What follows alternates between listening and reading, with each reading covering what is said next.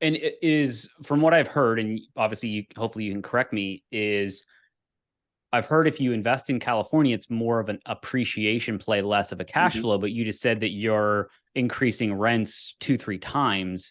So is that true? Is California investing in multifamily more of an appreciation play?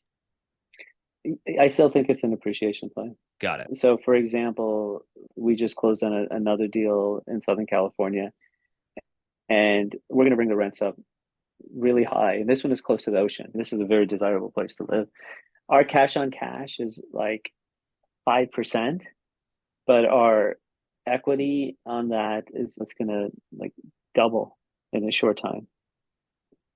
So ultimately, I would call that an appreciation play. Yeah. I'm not gonna become financially free on a 5% cash on cash return. That's hard to do. Got it. No, that's fair because that at least confirms what I anticipated, that the cash on cash was low. Actually assumed it was a little bit less than five, but if you can get a 5% plus a 2 to 3x on an exit, that's not a bad overall investment. You mentioned some other markets, so I guess what other markets are you targeting? When you started investing passively 12 years ago, then you did active. Like, what does your portfolio look like, and where is it geographically dispersed? Yeah, yeah. So we're shopping in Atlanta.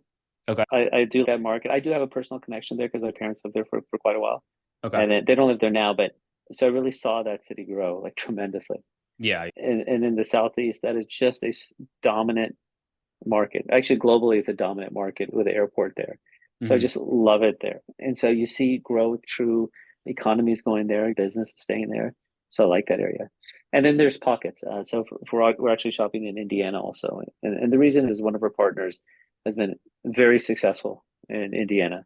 So we're riding their coattails. I Yeah. have grown up in the Midwest, so I have a familiarity of just being in the Midwest, although I've never lived in Indiana outside of driving through Indiana a million times on my way to college. Got it. And then, like, what part of Indiana? I looked at a few deals in southern Indiana, close to Kentucky. Are you more in the Mhm. Indianapolis area, or? We've been looking in the South Bend, Goshen area. I have been Okay. underwriting some deals in Indianapolis. I haven't looked down closer to Kentucky. I grew up in Cincinnati, and I have Mm, family who lives right across the border in Kentucky. yeah. Uh, I know that kind of that tri-state, or I shouldn't say I've got connections in that tri-state area. I just haven't invested there. Although I Yeah. did No. look at this really neat property right along the Ohio River, which looked really neat, just creative and cool. You get your eye candy. Right. Oh, that I would love to own that thing, but then come on, it just didn't make sense. I had a guest on recently. We talked a lot about taking the emotion out of Uh, multifamily investing because there was a deal here in Austin where I live that it looked good on paper, and also it was like, because I live here and I haven't lived here long, you can see the progress and see the development going on in Austin. And I was like, oh man, if we can get this deal, wouldn't that be so cool? And we ended up not getting it. yeah, But you definitely, especially with these bigger deals, you got to take the emotion out and let the numbers really for speak for sure. themselves. I want to circle back to something you said earlier about you're really investing in a sponsor. And we're Yeah, recording this in early September 2023. The market is not what it was 2 years ago. Interest rates are sky high, much higher than people anticipated, especially if you're doing a true value add deal. A lot of these deals are on bridge debt, variable rate, all yeah. that fun stuff. So, talk a little bit more about the investing really in the operator or the sponsor, or essentially, for layman's terms, the person that found the deal or is bringing you the opportunity to invest in a deal. So, Yeah. so maybe talk about that and how you either coach people or how you really assess who you would put your money with. Got it. All right. So I'll just make a comment in terms of interest rates because you brought up because that really has changed the dynamics, obviously, and everyone knows that. Is what we seek, what we talk about internally in the economists that we follow in our group is we just are looking for stability.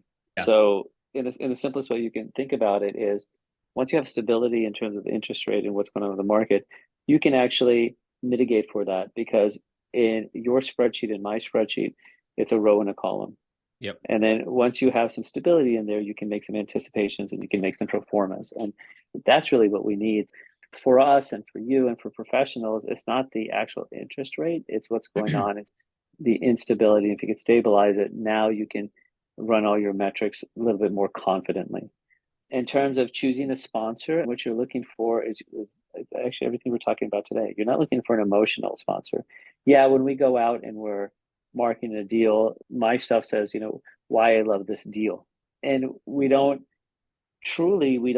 even though we make it look very nice and we bring a very nice product out into the community, that's not why we love it. It's the metrics. And usually, Yeah. like, why we love this deal, the next stuff is all about the safety of the deal. Yep. That's what sponsors and the sponsors that I work with, that they stress, it's the safety of the deal. How do I preserve my investors' capital? That's more important than any return. Yep. You always read returns 1.7x, 2.1x, 2.3x, but what is the safety of the deal? How are you going to preserve my capital? And then how risky is the deal even within that? And there's different ones. You talked about value add is what we do, what most syndicators do. And then there's development deals, which carry a different level of risk. And then there's different classes. There's C classes, B classes, A classes in terms of buildings and value add, which carry certain different levels of risk. What I look for is I look for I want to personally know the sponsors, or I should say, get to know them. You do need Yeah. to know their ethics and their ethos. You don't want to give your money to a salesperson per se. You want to invest your money in someone that you get to know. Two, you want to see the metrics that they use, or if they talk the kind of the safety language. Yeah. Three, without underwriting the deal, you want to get an idea of what the business plans are.